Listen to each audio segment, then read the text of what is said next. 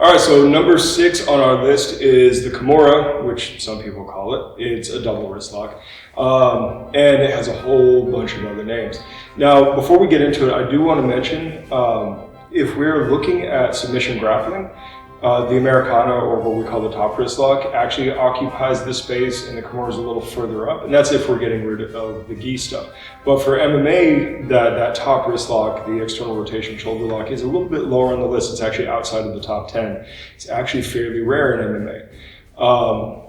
So we're not going to cover that here, but let's go ahead and look at the top wrist lock. So since we're talking catch wrestling via MMA here, we can't exclude Sakuraga's tactic. And one of the things he would often do is give up his back, let a guy get a body lock, and then lace up the double wrist lock, pivot him down, or fall back on top of him. We're going to go ahead and do a pivot takedown with it just because it's a little simpler and more tenable for training if you don't have as much experience. So if he gets me, from behind, right, which is something you should only let happen on purpose when you have a plan. Don't let this happen. This is terrible. So I'm going to go ahead and attack this arm. So I dig in, I start fishing for the wrist, right? There's other things you can do, start playing, defending, all that, right? I'm going to look for his elbow. All I'm going to do is I'm going to start getting that internal rotation here. And as I do that and I start creating some space, I can feed in and get my grip. And all I'm going to do is I'm going to pivot, put my elbow on top of his shoulder, and then we're going to pivot him down to the ground. Nice and simple. So I bring it up, bring him down. I'm going way slower and smoother than you would go in competition. And we're going to flatten him out. When I flatten him out here, I'm going to keep this frame up here. And I'm going to kind of sit out like I'm going towards a head and arm position. This gets his shoulder off the ground a little bit. My knee goes on his face, and I torque the elbow. And there we go, double wrist lock finish from the top, from a takedown, actually involving the double wrist lock. It's a beautiful setup, and it goes really, really fast. Just understand that if you grip it and rip it, you can do damage, so go slow on this. All right, so the second variation I'm going to give you guys is if you're in our, just a classic ground and pound position, like you're heading towards a cradle, and you're kind of getting the guy stacked up a little bit. So, maybe you did the takedown, you're starting in here, you're starting to get him up, right?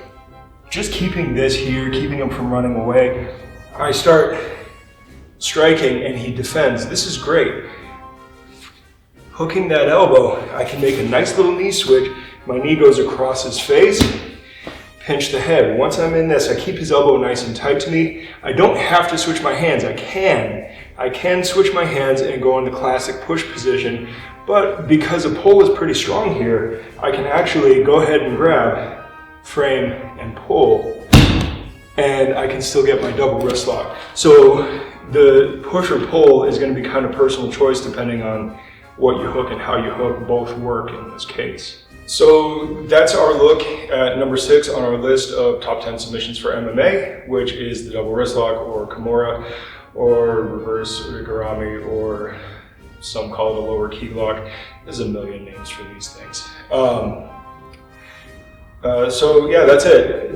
Because there's so many variations on this, go ahead and share your favorite variations down in the comments below, and we'll see you for the next one. The journey. Thanks for watching. Like, subscribe, share, give the dog a bone. You can follow us on our other social media accounts, and if you really like us, you can head over to Amazon and buy a shirt.